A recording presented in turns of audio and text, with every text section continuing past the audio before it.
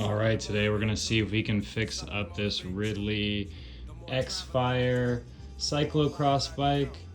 I need to replace the bottom bracket, so that's the main priority. But if we have time, we're gonna see if we can get some new headsets on here, replace some bar tape, clean up the chain, and get it all ready for a race. So we got some wheels, headset gear, park tools remover.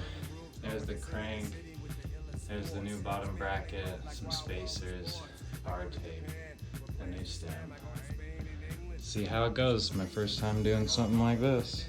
All right, we are able to hammer out this old press fit 30 to 24 millimeter adapter. It is grody. Using this little hammer. Gonna clean these little holes now.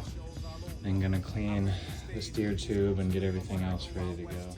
All right, using this Wheels Manufacturing Co. Bottom bracket press, we were able to get everything on. Got to get the cranks on next, but that wasn't as hard as I thought. And they actually didn't provide us the exact cup size, so I had to just use this wrench, but it worked out just fine, and I definitely am right around the 30 to 50 Newton meters they suggest, so happy with this result. All right, we were able to finish today. Took a few hours, but I'm pretty happy with the results. Got a little rear spoiler on there. Portland Design Works.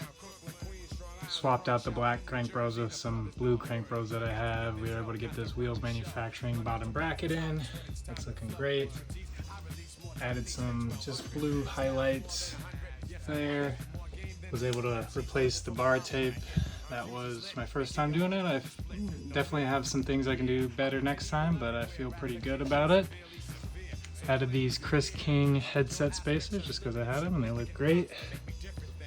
And then this Hope bar stem. Pretty happy. I'm hoping everything works out tomorrow.